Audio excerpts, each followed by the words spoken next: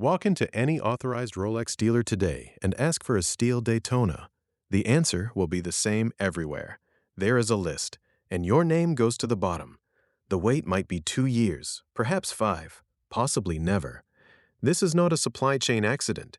This is a carefully orchestrated system of desire management that has transformed how luxury operates. The waiting list has become more than a queue. It is a psychological arena where status is earned through patience, where scarcity manufactures obsession, and where the act of waiting itself becomes part of the product's value. Understanding why we willingly place ourselves in these holding patterns reveals something fundamental about human nature, social hierarchy, and the stories we tell ourselves about worth. In 1975, psychologist Stephen Wershel ran an elegant experiment with chocolate chip cookies. Participants rated identical cookies. Some saw jars with 10 cookies. Others saw jars with only 2. The scarce cookies were rated 23% more desirable and valuable. Nothing about the cookies changed except their availability. This is the scarcity principle in its purest form. Luxury watchmakers understand this effect at an industrial scale. When Patek Philippe produces fewer than 60,000 watches per year for the entire planet, they are not constrained by capability. They are engineering desire. Scarcity transforms a mechanical object into a trophy. The Nautilus waiting list does not exist because Patek cannot make more watches. It exists because unavailability is the product. Every person told they cannot have something immediately experiences a psychological shift. The object moves from commodity to prize. Cognitive dissonance theory tells us something uncomfortable about human reasoning. When we invest significant effort into obtaining something, we unconsciously increase our valuation of it to justify the investment. This is effort justification, and waiting lists exploit it perfectly. A client who visits a boutique 6 times over 18 months, who builds a relationship with a sales associate, who purchases other pieces to demonstrate loyalty, has now invested hundreds of hours of psychological energy. By the time the call finally comes, the watch has absorbed all that effort into its meaning. It is no longer just a timepiece. It is validation of patience, proof of persistence, a trophy earned through social navigation. The 3-year wait does not diminish desire. It compounds it. Every month on the list is an installment payment in attention and hope, binding the buyer ever more tightly to the eventual purchase. Most products follow predictable economics, raise the price, and demand falls. But in 1899, economist Thorstein Veblen identified a category of goods that defy this logic. Veblen goods become more desirable precisely because they are expensive and difficult to obtain. The inaccessibility is the appeal. A royal oak that requires a 2-year wait and cultivated relationships is more coveted than one available tomorrow, even at the same price. This inverts normal consumer logic. The friction is the feature. Status goods only signal effectively if most people cannot access them. When Audemars Piguet tightens supply and extends waiting times, they are not losing customers. They are increasing the signaling power of ownership. Every person turned away makes the watch on the wrist of the person who succeeded more communicative. It announces not just wealth, but access. Not just money, but membership in an exclusive club with invisible gates. The sunk cost fallacy describes our irrational tendency to continue investing in something because we have already invested, even when abandoning it would be wiser. Waiting lists weaponize this bias with precision. After 14 months on a list for a Submariner, a buyer receives a call, but it is not for the model they requested. It is for a different reference, perhaps with a configuration they did not want. The rational choice might be to decline and wait for the right piece, but 14 months of invested hope makes saying no feel like erasing that entire investment, so they say yes. They purchase a watch they did not originally desire because walking away means admitting the wait was wasted. The list itself becomes a trap constructed from your own patience. Every additional month makes it harder to leave. The brand has transformed time into leverage and the customer's own persistence into a closing tool. The waiting list strategy did not originate in watchmaking. Hermès wrote the manual with the Birkin bag in the 1980s. Want a Birkin? You cannot simply buy one. You must first establish a purchase history with other Hermès products. You must be invited. Your sales associate must advocate for you. your loyalty, must be demonstrated across years. Only then might you be offered the chance to purchase the bag you wanted from the beginning. This model turned a leather handbag into a five-figure status symbol with decade-long waiting lists. Watch brands observed and adapted. The parallels are exact. Building a relationship, demonstrating commitment through smaller purchases, the unpredictable call, the sense that you've been chosen rather than simply being a customer. Rolex, Patek, and Audemars Piguet are not selling watches through this system. They are selling the feeling of having been selected, of passing an invisible test that most fail. Psychological reactance describes a predictable human response to restricted freedom. When we perceive that our ability to choose is being limited, we automatically value that restricted option more highly. Tell a child they cannot touch something, and it becomes the only thing they want to touch. Tell a collector they cannot buy a watch today, and it becomes the only watch they think about. This is not rational calculation. It is emotional reflex. Waiting lists trigger reactance at scale. The message is clear. This watch is not for everyone. You may not be among the chosen. Your money alone is not sufficient.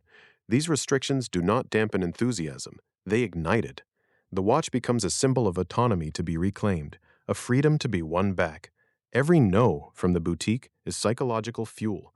The brand is not rejecting you. They are challenging you to prove yourself worthy, and that challenge is irresistible. Social proof is one of the most powerful forces in consumer psychology. We look to others to determine what is valuable. When we see many people wanting something, we infer it must be worth wanting. Waiting lists make desire visible in public. Every online forum discussing how to get allocated, every YouTube video documenting the call from the dealer, every Instagram post celebrating finally receiving the watch after years of waiting. This is desire made into spectacle, and it is infectious. You did not wake up wanting a Nautilus, but you saw dozens of people documenting their multi-year journey to obtain one. You absorbed their struggle and their triumph. Now you want one too, not because you independently assessed the watch, but because you witnessed the social proof of its value. The waiting list creates a feedback loop. Visible scarcity generates demand, which generates more visible scarcity, which generates more demand, spiraling upward infinitely. Waiting is not dead time. It is active identity construction. During the months or years on a list, a buyer begins trying on the identity of ownership before the watch arrives. They join online communities of owners. They study the history and references. They learn the terminology. They imagine the context in which they will wear it. They rehearse the story they will tell when someone asks about it. By the time the watch physically arrives, the psychological ownership is already complete. The self-concept has already shifted. They have been living as a Royal Oak owner and waiting, and the actual watch simply confirms an identity they have already built. This pre-ownership identity work deepens attachment far beyond what instant purchase could achieve. The wait gives time for the object to become woven into your sense of self, time to become inseparable from your story of who you are and who you are becoming.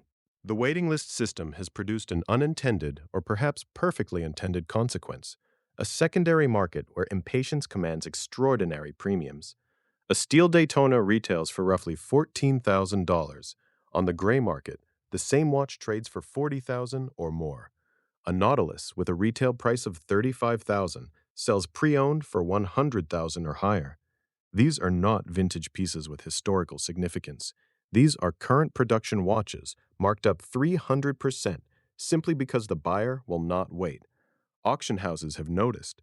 Phillips, Christie's, and Sotheby's now dedicate entire sessions to modern sports watches in steel, pieces that would have been considered ordinary 5 years ago.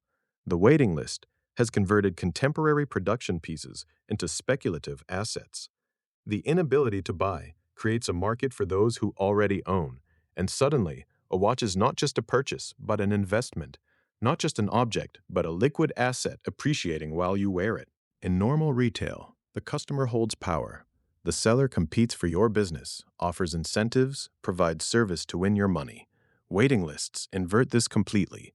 Now you compete for the privilege of spending. You court the sales associate.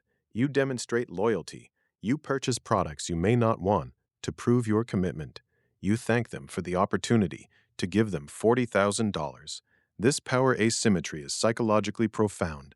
It transforms the transaction from commerce into favor, from purchase into gift.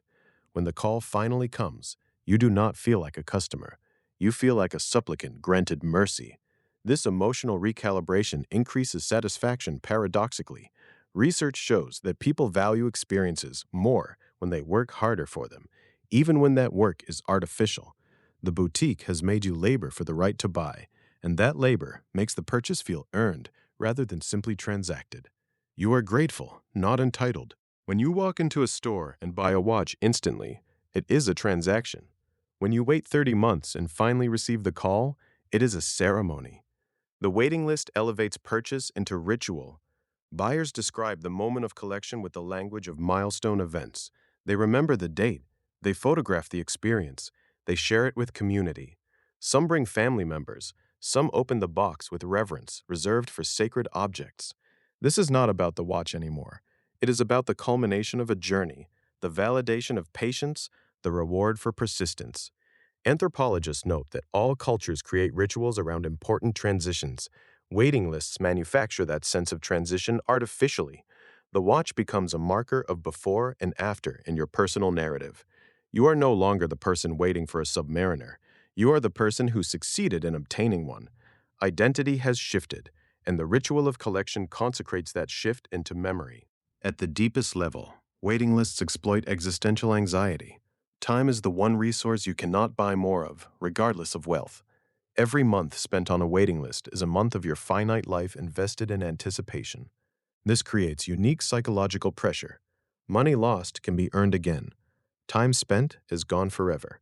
When someone has invested 2 years waiting for a watch, they are not just considering walking away from a potential purchase. They are considering whether those 2 years of their one life were wasted. This is why people make irrational decisions at the end of long waits. This is why they accept the wrong model. This is why they pay gray market premiums that make no financial sense. They are not buying a watch anymore. They are redeeming the time they have already spent, rescuing that investment from meaninglessness. The waiting list has quietly become a referendum on how you spend a piece of your life, and that makes walking away almost impossible. Waiting lists are not logistical necessities. They are psychological architectures designed to manufacture desire, deepen attachment, and transform customers into believers. Every element serves a purpose. Scarcity creates value. Effort justifies cost. Social proof builds momentum. Time investment creates identity. Power asymmetry generates gratitude. And through it all, the simple act of waiting weaves the object into the story you tell about yourself. When you finally receive that call, you are not just buying a watch. You are purchasing validation of your patience, proof of your worthiness, membership in a community that said no to others, and redemption for the months or years you spent in anticipation. The watch on your wrist will tell time, but the waiting list told you a story about who you are, and that story, carefully constructed through delay and desire, is what you really paid for.